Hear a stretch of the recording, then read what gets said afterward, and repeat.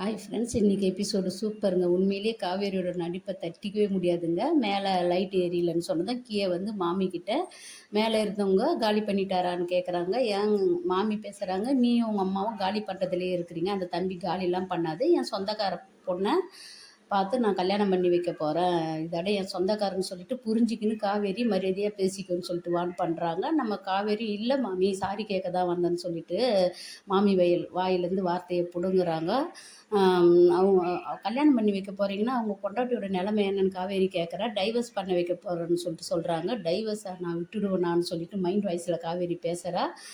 மாமி, டைவர்ஸ் எல்லாம் பண்ண வச்சிங்கன்னா அவங்க பொண்டாட்டி ராட்சச்சியா, அவர் அவ்வளோ கொடுமை பண்ணுவாங்களான்னு சொல்லிட்டு, உனக்கு எப்படி தெரியும்னா நான் ஒட்டு கேட்டுருந்தேன்னு சொல்லிட்டு அழகான வார்த்தையால் பிடுங்குறாங்க வார்த்தையை. நம்ம விஜயும் அந்த சமயத்தில் கேட்டை திறந்துக்கின்னு உள்ளே வராரு. தம்பியும் வந்துட்டார். தம்பி ஆற்றுல நான் பொண்ணு பார்க்க போகிறேன், ஓகேவான்னு நம்ம காவேரியை பார்த்துட்டு ஓகே மாமி, உங்கள் விருப்பப்படியே பாருங்கன்றாரு. காவேரி ஒரு முறை முறைக்கிற, அந்த முறைக்கு பல வார்த்தைகள் கஷ்டங்களை அனுபவிக்க போகிறாரு நம்ம விஜய்.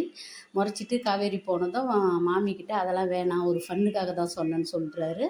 ஆனால் இவர் நம்ம காவேரியை அந்த பொண்ணு பார்க்குற விஷயத்தை வச்சு எபிசோடு மூவ்மெண்ட் பண்ணால் ரொம்ப நல்லா தான் இருக்கும். நம்ம விஜய் வந்து நல்லா வாங்கி கட்டிக்க போகிறாரு காவேரி கிட்ட. மேலே குமரன் வந்து எல்லாருக்கும் ட்ரெஸ் எடுத்துக்கின்னு வராரு. ட்ரெஸ் எடுத்துக்கின்னு வந்து எல்லோரும் சந்தோஷமாக காஞ்சிப்பட்டு எடுத்துன்னு வராங்க, சந்தோஷமாக பேசுகிறாங்க. நம்ம விஜயும் வந்து தாத்தா கிட்டலாம் போய் பேசிட்டு அந்த வெண்ணிலா தூங்கிக்கின்னு இருக்கிறா, எதுவுமே சொல்லாமல் வந்துடுறாரு. இந்த இடத்துல நிவினும் யமுனாவையும் காட்டுறாங்க. நிவினுக்காக யமுனா வெயிட் பண்ணி சாப்பிடாத இருக்கிறா. நிவினும் அதை பார்க்குறாரு. 11 மணி வரைக்கும் சாப்பிடாத இருந்தியான்னு சொல்லிட்டு உணர்றாரு. இங்கேயும் ஒரு லவ் மூமெண்ட்டை கொண்டாடுவாங்கன்னு நினைக்கிறேன். அடுத்தது எபிசோடில் என்ன நடக்குதுன்னு பார்த்து தெரிஞ்சுக்கலாம். நம்ம நர்மதாவும் ஆண் கத்தரா பெரிய பொண்ணு ஆக போகிறா, ஏஜ் அட்டன் பண்ணி நம்ம சகலாங்களோட ஆட்டம் இருக்க போகுது. அடுத்தது எபிசோடை பார்த்துட்டு இருக்கலாம். Bye bye.